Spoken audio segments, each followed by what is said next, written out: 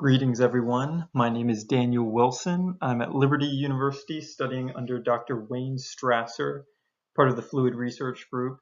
Today I'm going to be talking about a novel wave atomization process, so non-Newtonian wave atomization in a twin fluid injector.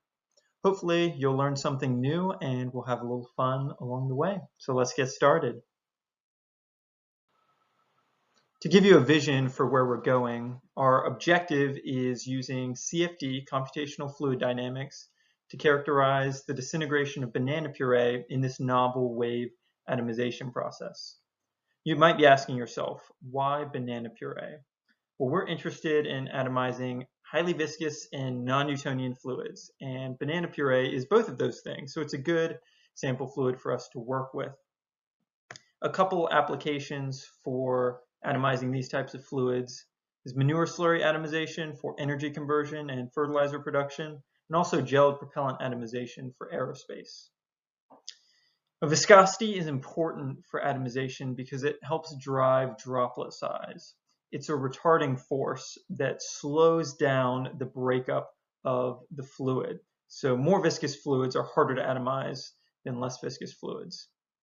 As part of this study of wave atomization, we want to elucidate mechanisms, instabilities, and droplet size production.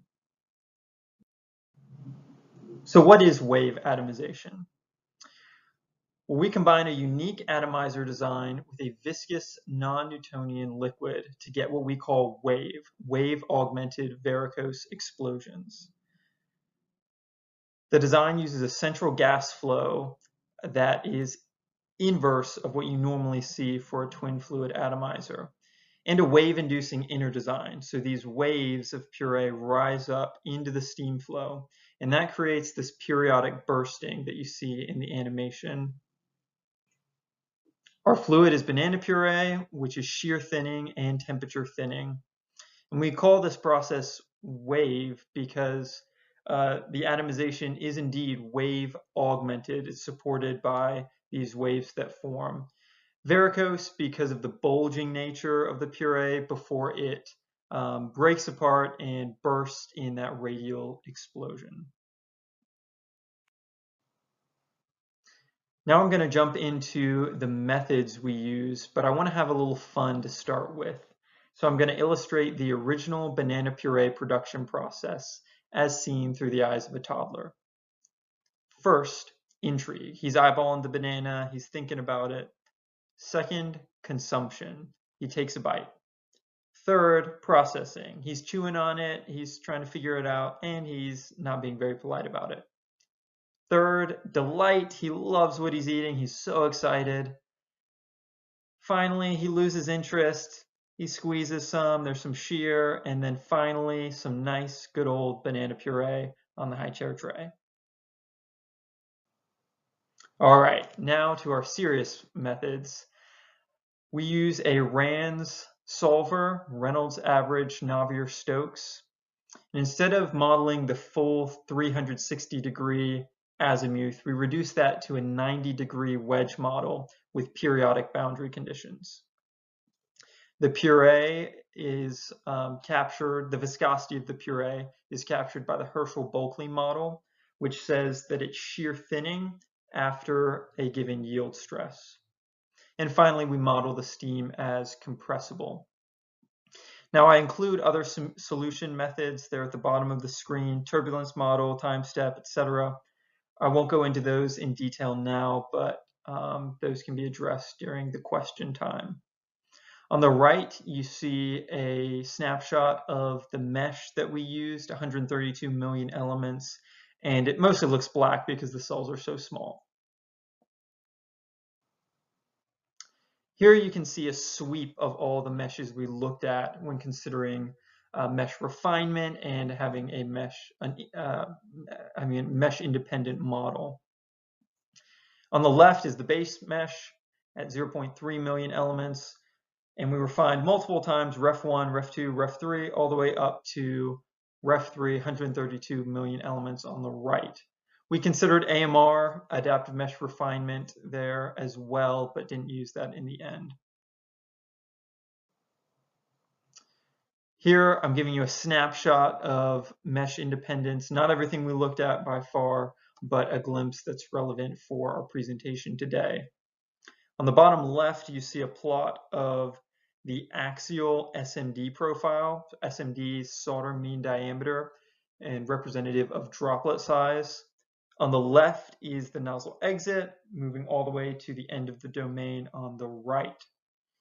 And it's clear that the profiles, starting with the base mesh, are converging towards Ref3. They're collapsing on that Ref3 profile. And another important note is that going from 45 degrees to 90 degrees did not change the SMD profile really at all. So 90 degrees is more than sufficient for an azimuthal angle.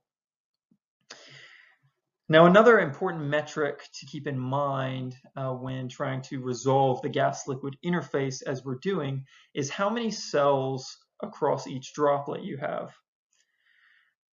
If you don't have enough cells, like just 1 or 2 cells across a droplet, then you can't really resolve it because we're just resolving a plane, the gas-liquid interface as a plane in each cell. So the plot on the right simply shows that we maintain at least 4 cells per droplet all the way to the end of the domain, even where the droplets are the smallest. Now we're going to dive into the physics and look at the pulsing sequence, first from the inside on this slide and then the outside on the next slide. First, I want to show you that animation you've already seen showing the nice pulsing puree. This is colored by viscosity, so you can see how that's changing and the gradients there. The time scale of these pulsations is about 0.001 seconds or 1,000 hertz frequency. And on the right, I'll play this animation where you're seeing the inside where the waves rise up and then crash down. Here's the radial burst event. Waves rise up, crash down in that radial burst. I divide this phase into, this sequence into 3 phases: wave formation, peaking at the nozzle exit, then wave collapse, and then finally the sheet rupture as that annular puree sheet that's been stretching down bursts radially. Note that Rayleigh-Taylor instabilities and viscosity gradients both destabilize that annular puree sheet and prime it for rupture. Here we can see the pulsing sequence from the outside, and I divide this into 3 similar phases: stretch, bulge, and burst.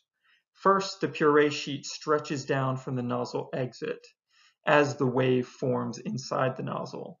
Then it begins to bulge as the wave collapses, and finally bursts as that sheet ruptures and we see a rapid disintegration process. Wave formation leads to multiple atomization mechanisms, and of particular importance is the rupture of that puree sheet. We have big globs of puree coming out of the nozzle, and those need to be shattered into smaller droplets. Wave impact and pressure buildup both contribute to that. So first, wave impact momentum.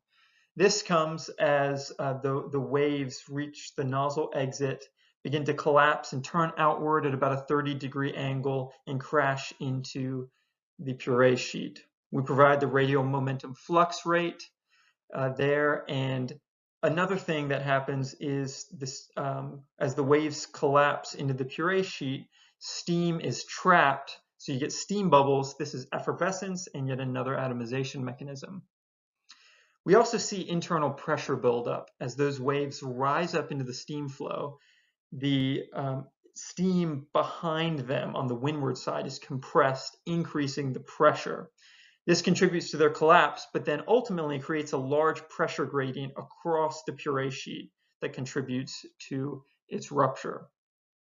Finally, droplet breakaway is our third mechanism, and we're simply capturing how the waves of puree penetrate deep into the steam flow and provide for droplet production. Because of that, they increase the area for the steam to strip off droplets. We see thinning and fingering at the wave crest, and even chunks break off of the wave crest. And then finally, as the surface is destabilized and deformed, steam actually is able to penetrate into the wave to provide more effervescence and prime the wave for complete collapse and disintegration. A consequence of the bulk pulsation and wave cycling is that we have droplet size fluctuation throughout the domain.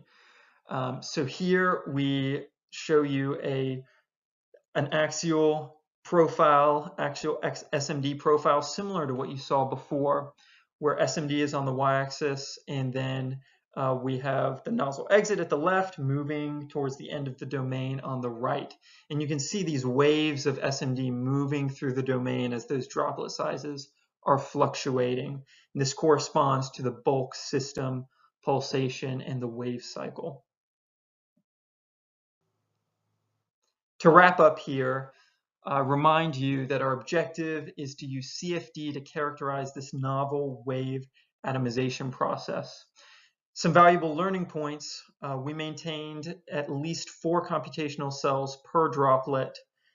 We divided the pulsing sequence into stretch, bulge, and burst. Rayleigh-Taylor instabilities and viscosity gradients both help prime the annular Puré sheet for rupture. And we identify 3 mechanisms for atomization: wave impact momentum, pressure buildup, and droplet breakaway. Each of these are atomization mechanisms that are driven by the high blockage ratio waves inside the nozzle. In the future, we'd like to look at the effect of geometry changes on this atomization process. That concludes my presentation. Thank you so much for your attention, and I'd be happy to take any questions. Thank you.